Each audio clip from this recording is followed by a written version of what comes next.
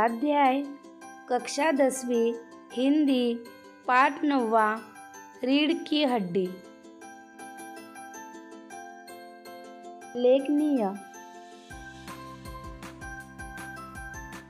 आपके घर की किसी परंपरा के बारे में घर के बुजुर्गों से जानकारी प्राप्त कीजिए। वह परंपरा उचित है या अनुचित, इस पर अपना मत शब्दांकित कीजिए। पर्दा प्रथा।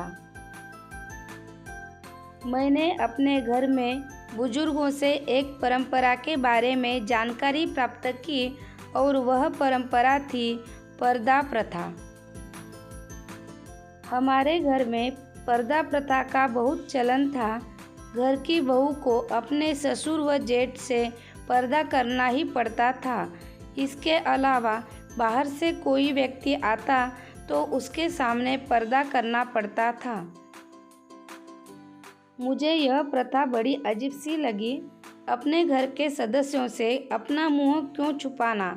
हमारे बुजुर्ग इसे आदर सम्मान का प्रतीक बताते थे, पर मेरी नज़र में यह पूरी तरह आदर सम्मान का प्रतीक नहीं थी, बल्कि नारी के आत्मसम्मान को ठेस पहुंचाने वाली प्रथा थी। यदि बड़ों के प्रति आदर सम्मान प्रकट करना ही है तो सिर पर हल्का सा पल्लू रखा जा सकता है, लेकिन लंबा चौड़ा घूंघट करने का कोई औचित्य नहीं। संभाषणीय। दहेज एक अभिशाप विषय पर चर्चा कीजिए। विवाह के अवसर पर कन्या पक्ष द्वारा वर पक्ष को दी जाने वाली धन, संपत्ति और सामान इत्यादि को दहेज कहा जाता है। वर पक्ष विवाह तय करने से पूर्व ही कन्या पक्ष से दहेज में दी जाने वाली राशि एवं सामान के विषय में मांग करता है और मिलने का आश्वासन प्राप्त होने पर ही विवाह पक्का होता है। इस प्रकार लड़कियों को सुखी रखने की भावना से लड़के वालों को खुश करने के लिए लड़की के माता पिता द्वारा दहेज दिया जाता है। प्राचीन काल से ही इस प्रथा का चलन है। हमारे यहाँ भारत में कन्यादान को एक पवित्र धार्मिक कार्य माना जाता है। प्राचीन काल में आशीर्वाद स्वरूप माता पिता अपनी सामर्थ्य के अनुसार अपनी बेटी को वस्त्र, गहने एवं उसकी नई घर गृहस्थी का कुछ सामान भेंट करते थे, लेकिन वर्तमान युग में दहेज प्रथा एक सामाजिक प्रथा के रूप में अभिशाप बन गई है। दहेज देने की होड़ में लड़की के माता पिता कर्जदार होकर अपनी परेशानियां बढ़ा रहे हैं। वही लड़के वाले लालच में आकर अधिक दहेज के लिए नवविवाहिता को तंग करते हैं अथवा जलाकर मारने जैसा घृणित कार्य भी करते हैं। कई बार लड़की यह सब ताने और अत्याचार नहीं सह पाती तो आत्महत्या करने पर मजबूर हो जाती है या तलाक के लिए मजबूर हो जाती है। दहेज एक सामाजिक कोड है। इससे छुटकारा पाने के लिए हमें अपनी मानसिकता बदलनी होगी। लड़कियों को लड़कों के बराबर दर्जा देना होगा, उनको शिक्षित करना होगा। सरकार ने दहेज का लेना और देना दोनों को अपराध घोषित किया है। पठनीय। पाठ में आए अंग्रेजी शब्द पढ़िए और शब्दकोश की सहायता से उनका हिंदी में अनुवाद कीजिए। अंग्रेजी शब्द, हिंदी में अनुवादित शब्द। मेडिकल कॉलेज, चिकित्सा महाविद्यालय। वीकेंड, सप्ताहांत। मार्जिन, हाशिया। बिजनेस, व्यवसाय। टैक्स, कर। पेंटिंग, चित्रकारी। हॉस्टल, छात्रावास। मैट्रिक, 10वीं कक्षा। सूचना के अनुसार कृतियां कीजिए। संजाल पूर्ण कीजिए। रिश्ते, रामस्वरूप, उमा, पिता पुत्री। रामस्वरूप, प्रेमा, पति पत्नी। रतन, रामस्वरूप, नौकर मालिक। शंकर, गोपाल प्रसाद, पिता पुत्र। कृति पूर्ण कीजिए।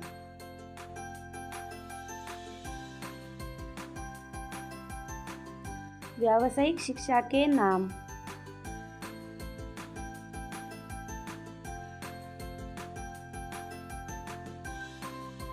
वकील, मेडिकल। शास्त्रीय संगीत में प्रयुक्त वाद्यों के नाम। हारमोनियम, सितार। गोपाल प्रसाद की दृष्टि में बहू ऐसी हो।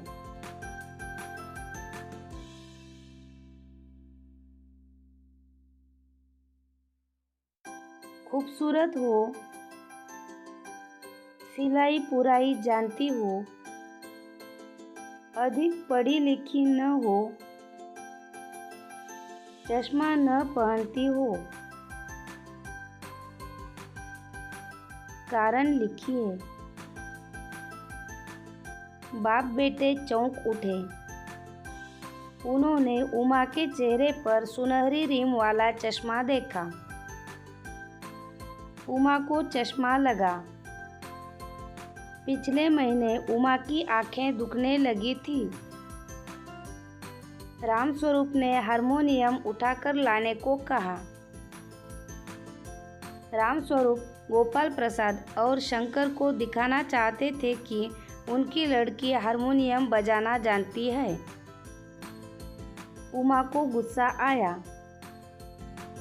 गोपाल प्रसाद उमा के चश्मे, उसके गाने बजाने, पेंटिंग, सिलाई और उसकी पढ़ाई आदि के बारे में एक के बाद एक प्रश्न करते जा रहे थे। सूचनानुसार लिखिए। कृदंत बनाइए। पढ़ना, पढ़ाकू। समझना,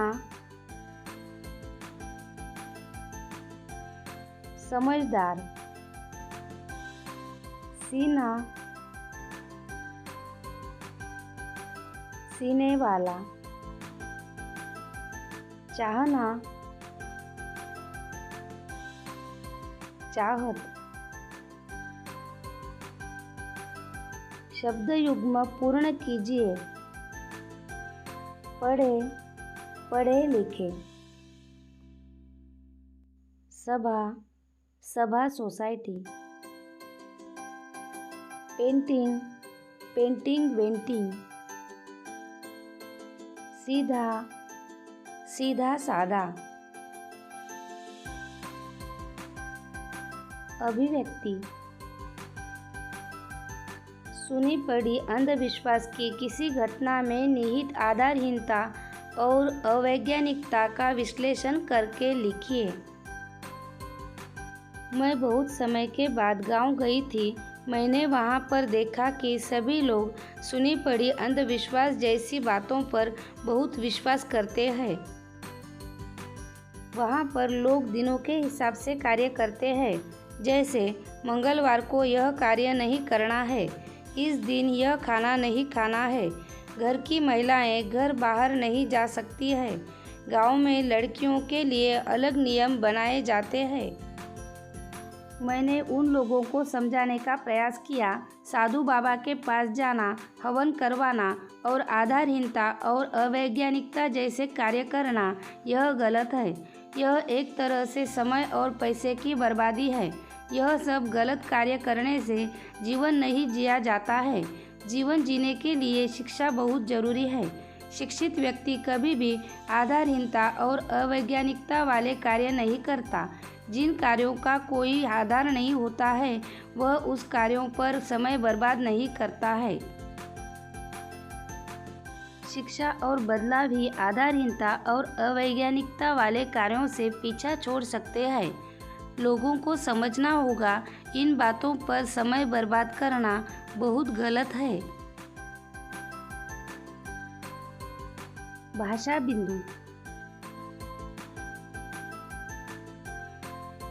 निम्नलिखित वाक्यों में आए हुए अव्ययों को रेखांकित कीजिए और उनके भेद दिए गए स्थान पर लिखिए।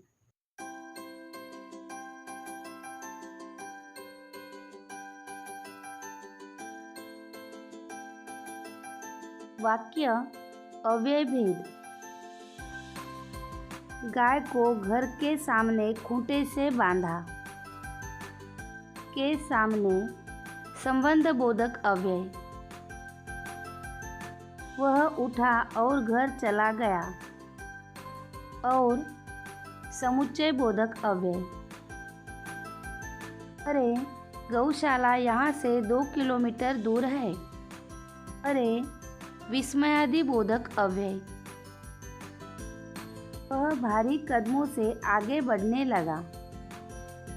आगे क्रिया विशेषण अव्यय। उन्होंने मुझे धीरे धीरे हिलाना शुरू किया। धीरे धीरे क्रिया विशेषण अव्यय।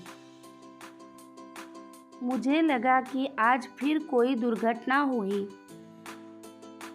आज क्रिया विशेषण अव्यय। वाह वाह, खूब सोचा आपने। वाह वाह विस्मयादि बोधक अव्यय।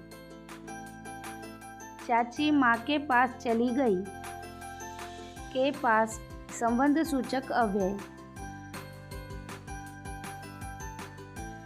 पाठ में प्रयुक्त अव्यय छांटिए और उनसे वाक्य बनाकर लिखिए। क्रिया विशेषण अव्यय।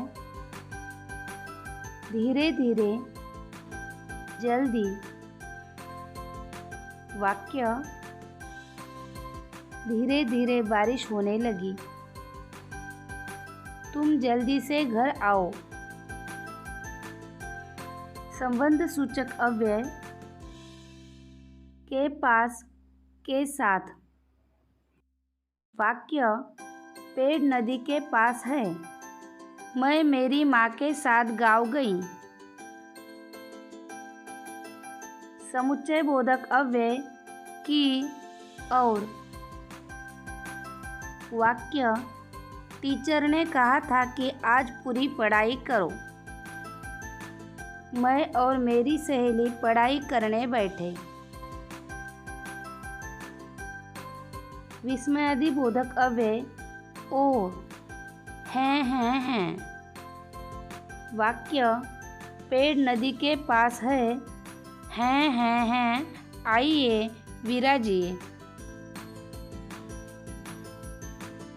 नीचे आकृति में दिए हुए अवयवों के भेद पहचान कर उनका अर्थपूर्ण स्वतंत्र वाक्यों में प्रयोग कीजिए।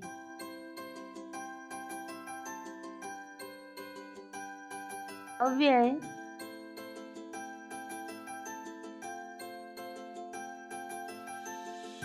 काश, बाद, बल्कि, यदि तो, वाह, के अलावा, के लिए, क्योंकि, हाय, प्राय, और, के पास, इसलिए, की तरफ, कारण, अच्छा, नहीं तो। काश विस्मयादि बोधक अव्यय। काश हम भी गोवा घूमने जाते। बाद क्रिया विशेषण अव्यय। अशोक के बाद तुम्हारा नंबर है।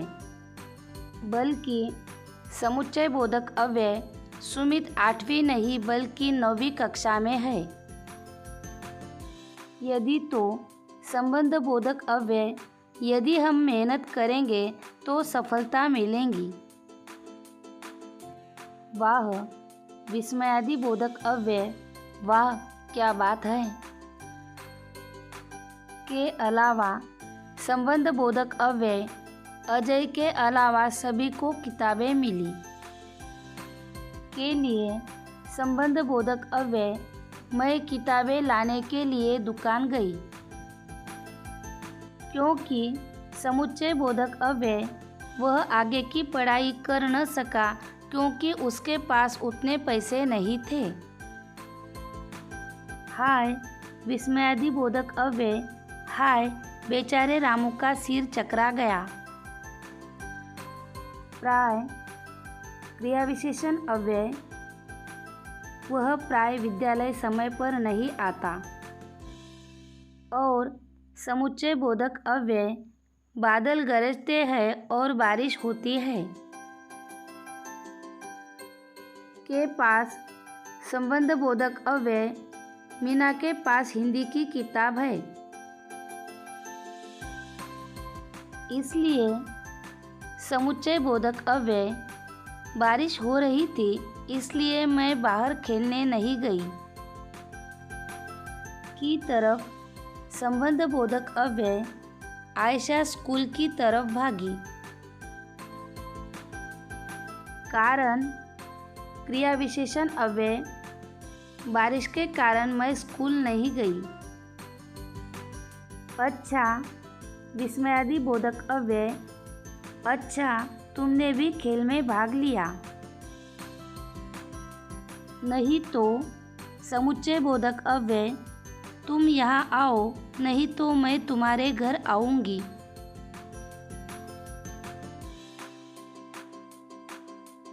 उपयोजित लेखन। अपने परिसर में विद्यार्थियों के लिए योग साधना शिविर का आयोजन करने हेतु आयोजक के नाते विज्ञापन तैयार कीजिए। योग कर्मसु कौशल्यम, आओ हम सब योग करें, योग करें। योग साधना संस्कार संस्थान नागपुर द्वारा आयोजित केवल विद्यार्थियों के लिए निःशुल्क योग साधना शिविर। तिथि 1 जून से 10 जून तक। समय सुबह 6 से 9 बजे तक। मार्गदर्शक स्वामी योगी राज। स्थान सरस्वतीबाई विद्यालय नागपुर। अंतरंग योग दर्शन एवं उद्देश्य सूर्य नमस्कार, प्राणायाम, आहार, आसन, स्थान। आयोजक प्राध्यापक सरस्वतीबाई विद्यालय नागपुर।